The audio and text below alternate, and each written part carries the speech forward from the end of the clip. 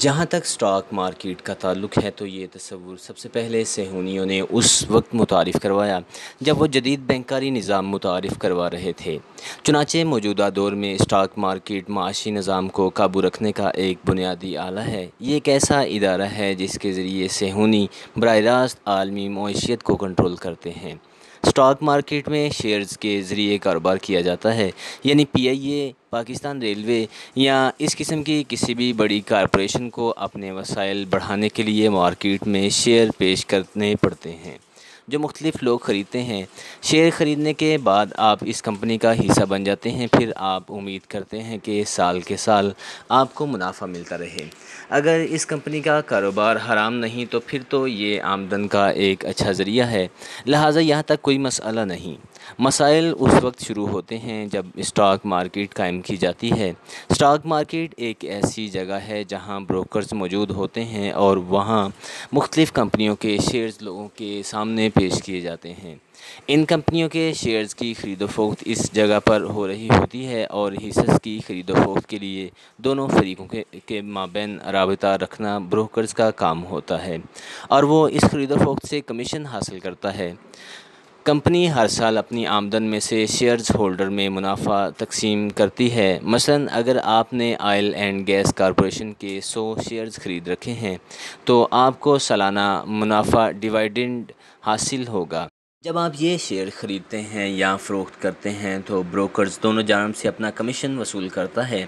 بہت سے لوگ صرف اس لیے شیئر خریدتے ہیں تاکہ وہ سالانہ منافع کی بجائے کمیشن حاصل کر سکیں۔ یہاں فرق سمجھنا چاہیے کہ اگر میں اپنے پاس موجودہ شیئرز فروخت کرتا ہوں اور فوراً دوسری کمپنی کے شیئر خرید لیتا ہوں اور اگلے روز پھر وہ فروخت کر دیتا ہوں، اگر تو منافع کی شرح کم ہے تو میں خرید و فروخت روک دوں گا۔ یعنی یہاں آپ شیئرز کی خرید و فروخت سالانہ منافع کی نہیں بلکہ ان حصص کی خرید و فروخت سے حاصل ہونے والے کمیشن کے لیے کر رہے ہیں۔ اب یہاں سے منافع 3 مختلف طریقوں سے حاصل کیا جا رہا ہے۔ ایک وہ جو کمپنی سالانہ منافع کے طور پر شیئرز رکھنے والے شخص کو ادا کرتی ہے، دوسرا شیئرز کی خرید و فروخت سے حاصل ہونے والا منافع، اور تیسرا وہ جو بروکرز شیئر کی خرید و فروخت سے حاصل کرتا ہے۔ پہلا طریقہ تو ٹھیک ہے لیکن باقی دونوں طریقے جوئے اور سٹے بازی کے زمرے میں آتے ہیں۔ اکثر مارکیٹ میں افواہ پھیلا دی جاتی ہے کہ فلاں کمپنی کے حصص نیچے گرنے والے ہیں اور وہ لوگ جنہوں نے حصص خرید کر سرمایہ کاری کر رکھی ہوتی ہے ان کو بہت فائدہ ہوتا ہے۔ مختلف افواہیں جیسے کمپنی کو بہت نقصان ہونے والا ہے، حکومت تبدیل ہونے والی ہے، ملک میں کوئی دھماکہ ہو گیا تو شاید پالیسی تبدیل ہو جائے گی، اس قسم کی افواہیں پھیلا کر بروکرز اور سرمایہ دار سستے شیئرز خریدتے ہیں۔ اگلے روز جب خبر آتی ہے کہ وہ خبر جھوٹی تھی تو پھر وہ شیئرز واپس لینے کے لیے بھاگتے ہیں اور پتہ لگتا ہے کہ جنہوں نے وہ شیئر خریدے تھے اب وہ انہیں مہنگے داموں بیچ رہے ہیں۔ اسے ڈے ٹریڈنگ کہا جاتا ہے۔ یہ اصل میں جوا ہے۔ یہ لوگ شیئرز کی قیمت میں اتار چڑھاؤ کا اندازہ بالکل ایسے ہی لگاتے ہیں جیسے گھوڑوں کی دوڑ پر شرط لگائی جاتی ہے کہ کون سا گھوڑا دوڑ جیتے گا اور کون سا ہارے گا، پھر کوئی شرط جیتا ہے اور کوئی ہارتا ہے۔ لہٰذا اسٹاک مارکیٹ بھی ایسا ہی ایک جوا ہے۔ اسٹاک مارکیٹ میں لوگ دیوانوں کی طرح کاروبار میں کھوئے ہوئے نظر آتے ہیں۔ اسٹاک مارکیٹ کے حوالے سے بلش اور بیئرش جیسے الفاظ کا استعمال کثرت سے ہوتا ہے جن سے مراد تیزی یا مندی ہے۔ اکثر کہا جاتا ہے کہ آج 10,000 کا نفسیاتی انڈیکس عبور کر لیا گیا ہے اور کبھی 13,000 روپے کا انڈیکس عبور کیا گیا۔ یہ سارے کے سارے معیشت کے غلط اور جھوٹے اعداد و شمار ہوتے ہیں۔ اسٹاک مارکیٹ میں 3 قسم کے کھلاڑی ہوتے ہیں۔ ایک تو وہ جو حصص کے حقیقی خریدار یعنی شیئرز ہولڈر ہوتے ہیں، جو کبھی سے شیئر خریدتے ہیں اور سالانہ منافع حاصل کرتے ہیں۔ دوسرے اسٹاک بروکرز ہیں کہ جو کمیشن وصول کرتے ہیں۔ اب ظاہر ہے کہ جتنی زیادہ خرید و فروخت ہوگی ان کو اتنا ہی زیادہ کمیشن ملے گا۔ اور تیسرے وہ سٹے باز ہیں کہ جو افواہیں پھیلاتے ہیں تاکہ زیادہ سے زیادہ حصص کی خرید و فروخت سے منافع کمایا جائے۔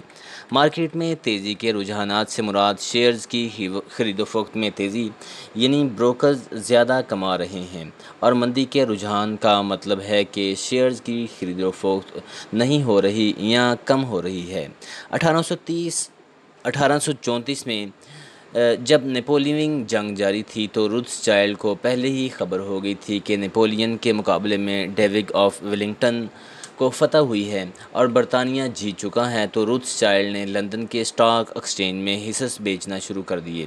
جس کے پاس برطانوی حصص تھے وہ گھبرا گئے اور وہ یہ سمجھنے لگے کہ بادشاہ کو شکست ہو گئی ہے، لہٰذا تمام لوگوں نے برطانوی حکومت کے حصص منڈی میں فروخت کر دیے، اور دوسری طرف روتھ چائلڈ وہ شیئرز خرید رہا تھا کیونکہ اسے سستے حصص مل رہے تھے۔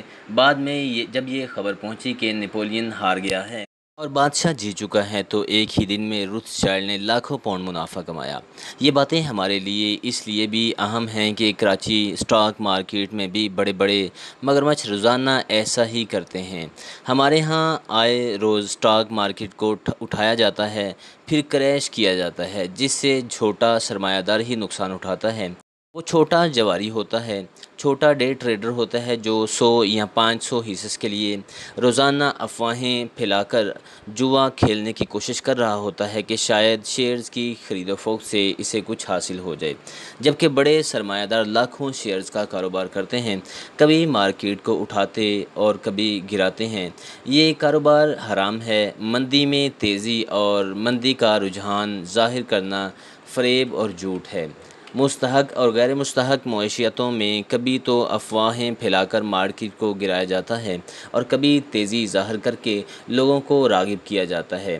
1999 میں امریکہ میں بھی ایسا ہی ہو چکا ہے۔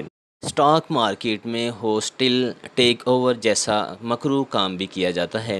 یہ بالکل ایسے ہی مثال ہے جیسے کسی کے گھر میں گھس کر گھر کے مالک کو یہ کہا جائے کہ تم یہاں سے نکل جاؤ کیونکہ اب یہ گھر ہمارا ہو گیا ہے۔ عام اصطلاح میں اسے ہم قبضہ گروپ کہتے ہیں۔ اس کی مثال یوں دی جاتی ہے کہ ایک کمپنی کے مالک نے 45% شیئرز اپنے پاس رکھے اور باقی مارکیٹ میں بیچنے کی غرض سے لے آیا۔ اس مالک کے مخالفین مارکیٹ میں ڈیلرز اور بروکرز کے ساتھ مل کر 55% حصص خرید لیتے ہیں، اور جب ان کے پاس بڑی تعداد میں حصص آ جاتے ہیں تو وہ کمپنی پر قبضہ کر لیتے ہیں، جبکہ مالک کو پتہ تک نہیں ہوتا، یعنی راتوں رات ایک دوسری پارٹی مالک بن جاتی ہے اور اصل مالک کو بے دخل کر دیا جاتا ہے۔